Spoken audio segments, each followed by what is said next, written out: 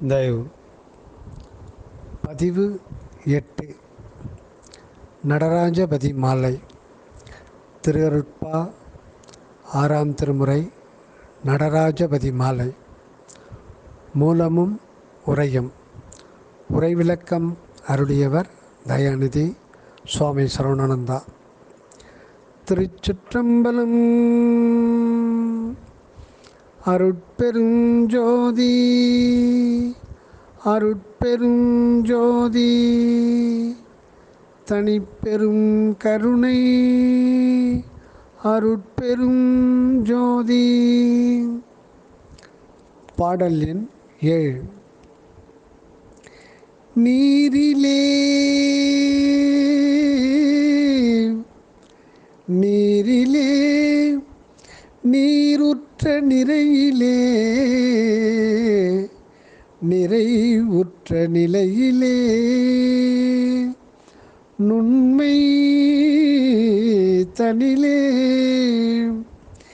நீரிலே நீருற்ற நிறையிலே நிறைவுற்ற நிலையிலே நுண்மை தனிலே நிகழ்விலே நிகழ்வுற்ற திகழ்விலே நிழலிலே நெகிழிலே தன்மை தனிலே நிகழ்விலே நிகழ்வுற்ற திகழ்விலே நிழலிலே நெகிழிலே தன்மை தனிலே ஊரிலே ஊரிலே அந்நீரின் உப்பிலே உப்பிலுறும் ஒன் சுவையிலே திரையிலே உற்ற நீர் உற்ற நீர் கீழிலே மேலிலே நடுவிலே உற்ற நீர் கீழிலே மேலிலே நடுவிலே உற்றியல் உறுத்து ஒளியே காசிலே ஒரு கோடி பொழியினு காரிலே ஒரு கோடி பொழியினு துணை பெறா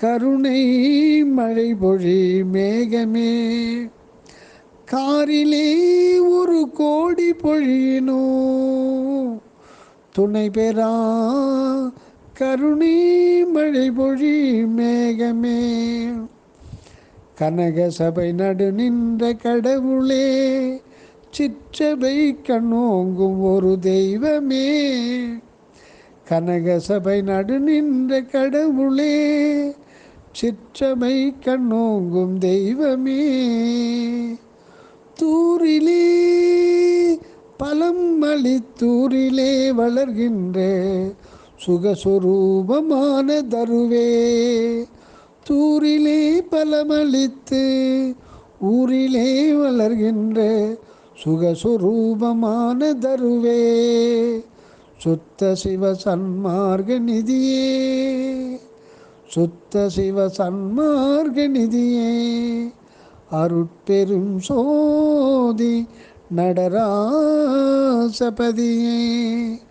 அருட்பெரும் சோதி நடராசபதியே.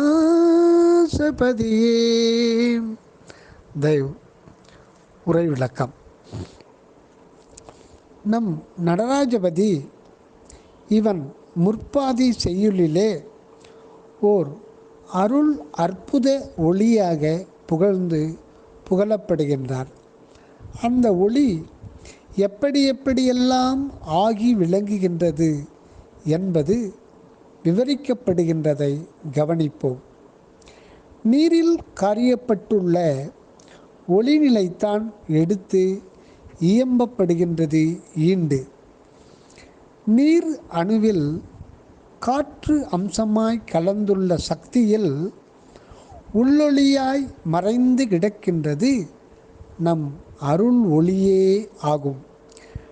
நீரக நுண் அணுவோடு உயிர் வளி சேர்ந்துதான் இந்த நீர் அணுவாக ஆகின்றது. இப்படி ஆகும்போது அந்த உள்ளொளி வெளிப்பட்டு அந்நீர் அணுவில் மறைந்து நிற்கின்றதாம். இந்த ஒளி சக்தியே நீரணுக்களை ஈர்த்து ஒன்றுபடுத்தி திரட்டிக்கொண்டு நாம் காண்கின்ற நீர் பெருக்காக உள்ளதாம். ஆகையால் அந்த நீர் பெருக்கிலும் அதன் நிலையான இருப்பிலும் அந்நீரின் நுண் திவலையானவை கூடி விளங்குகின்ற ஆவி ரூபத்திலும் அந்த நிலைகளிலே பரவுதல், ஓடுதல், விரிதல், காற்று வெளியில் செல்லுதல் முதலிய நிகழ்ச்சிகளிலும் அங்கங்கு நீர் கலந்து பொருளாயும் நீராயும் நீராவி வடிவாயும் விலங்கு நிலையிலும் அந்நீரின் இயற்கை தன்மையாகிய தன்மையிலும் அந்த ஒளிச்செயல் காரியப்பட்டுள்ளதாக அறிகின்றோம் 2வது அடியில். மேலும் இவ்வுலகில் காணப்படுகின்ற பெருநீர் பெருக்கில் உப்பு வகைகள் மிகுதியாக கலந்துள்ளனவாம். அவற்றில் முக்கியமானது மக்கள் பயன்படுத்தி கொண்டுள்ளது சோற்று உப்பு சாதாரணமானதாம். இந்த உப்புச்சத்தால் பண்டங்களுக்கு கேடு நேராமலும் சுவை கொண்டு விளங்கவும் உதவுகின்றதாம். இந்த உப்பிலும் உப்பு சுவையிலும் இவ்வுப்பு நீர் அலையிலும் அந்த நீர் அலைக்கு கீழ் மேல் நடு ஆகிய 3 நிலைகளிலும் பொருந்தி அவைகளுக்கெல்லாம் ஆதாரமாய் விளங்கி கொண்டிருப்பது நம் அருள் ஒளியே ஆகும். அடுத்து 3ஆம் அடியில் நம் அருட்ஜோதிபதி கருணை மழைபொழி மேகமாகவும் கனகசபையின் தெய்வமாக சிற்றபை நடுநிற்கும் கடவுளாக எல்லாம் கண்டு போற்றுகின்றார். இந்த கருணை மழை பொழிகின்ற அருள் வான்முகில் இவ்வுலகில் கார்காலத்தில், அதாவது மாரிக்காலத்தில் பெய்கின்ற மழையை போன்று 1 கோடி பங்கு அதிக பயன் கொடுப்பது என்றாலும் கூட ஒப்பாகாதாம். அவ்வளவு சிறப்பு மிக்கது இந்த வான் கருணை சுரப்பு. இந்த அகண்ட பிரபஞ்ச வெளி முற்றும் அருட்பொற்ஜோதியின் நிறைவு கொண்டு திகழ்கின்றதால் இது கடவுள் விளங்கும் கனக அம்பலமாக குறிக்கப்படுவதாம். இந்த அகண்ட பிரபஞ்ச வெளி முற்றும் அருட்பொற்ஜோதியின் நிறைவு கொண்டு திகழ்கின்றதால் இது கடவுள் விளங்கும் கனக அம்பலமாக குறிக்கப்படுவதாம். ஆனால் இந்த கனகசபை காட்சியோ நமது அருள் ஒளி வளர் சிற்றபையின் கண்ணிருந்துதான் கண்டுகொள்ளப்படுவதாய் உள்ளதாம்.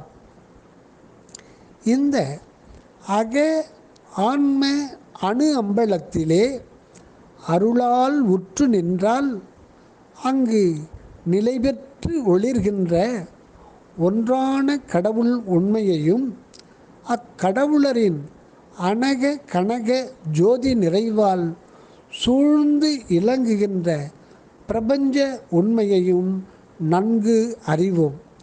யாவும் இந்த அகம் கண்ட அருள் ஒளியின் பெரும் செயலே என தெளிவாம்.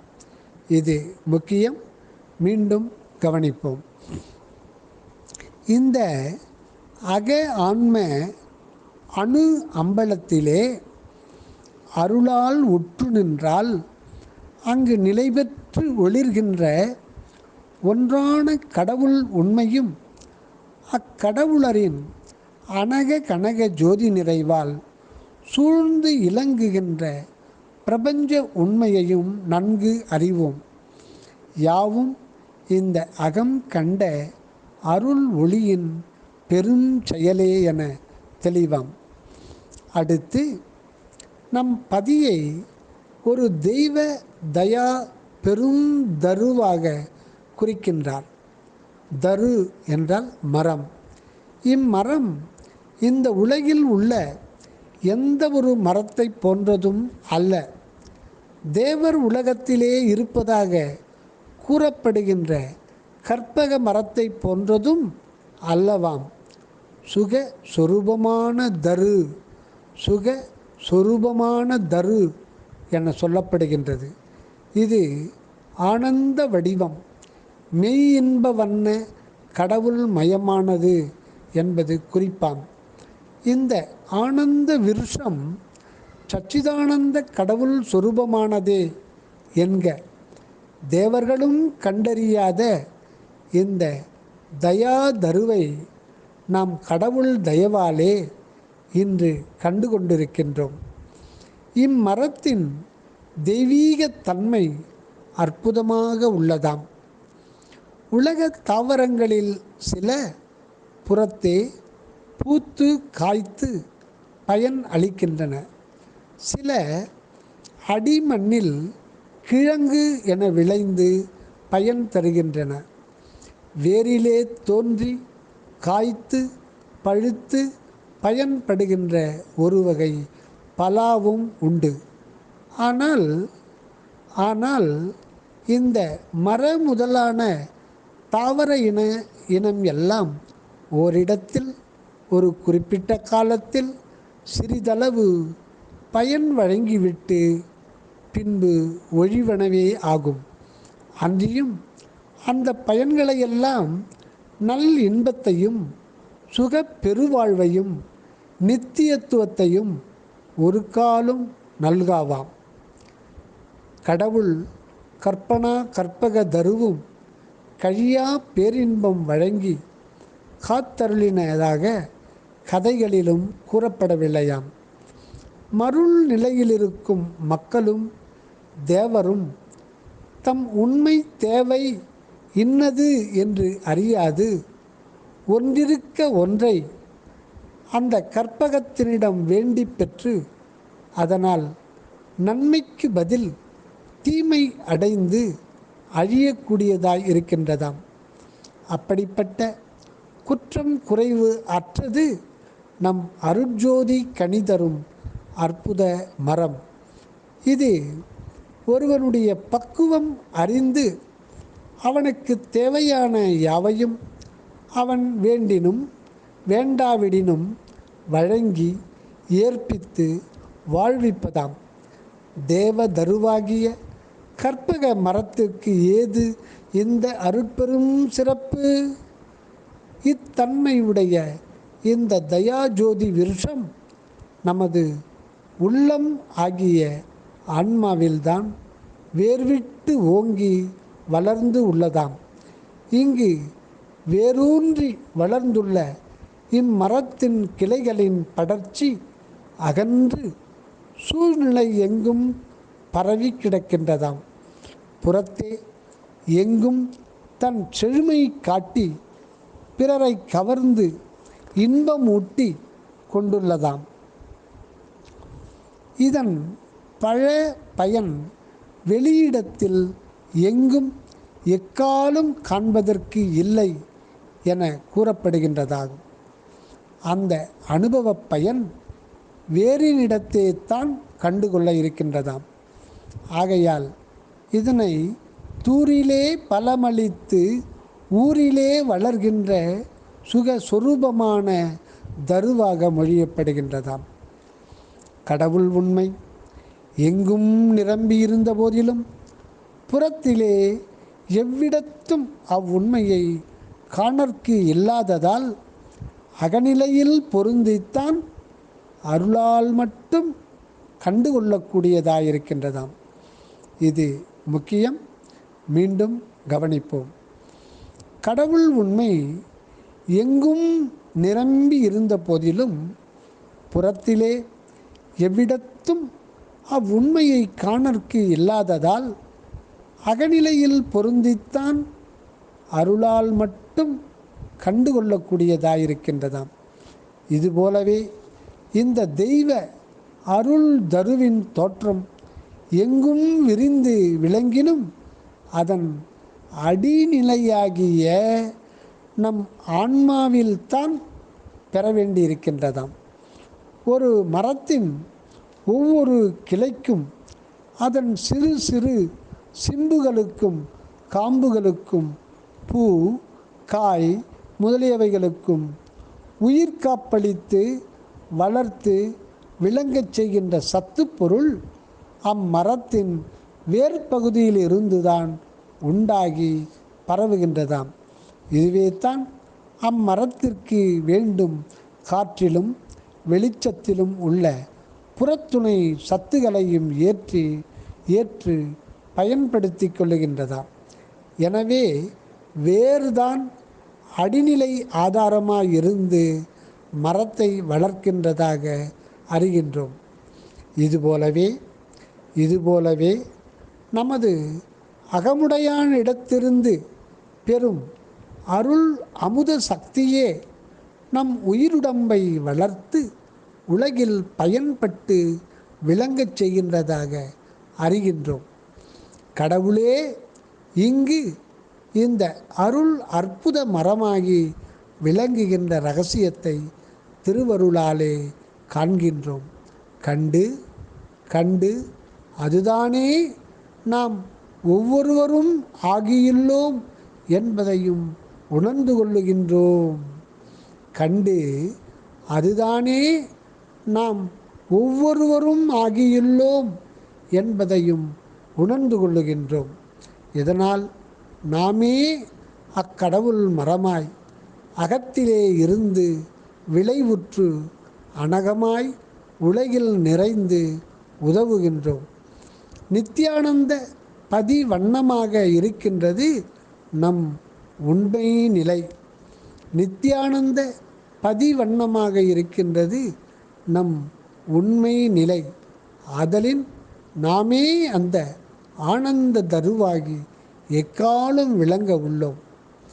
மனிதனை மரம் என்று சொல்லிவிட்டதாக குறைபட்டு கொள்ளக்கூடாது.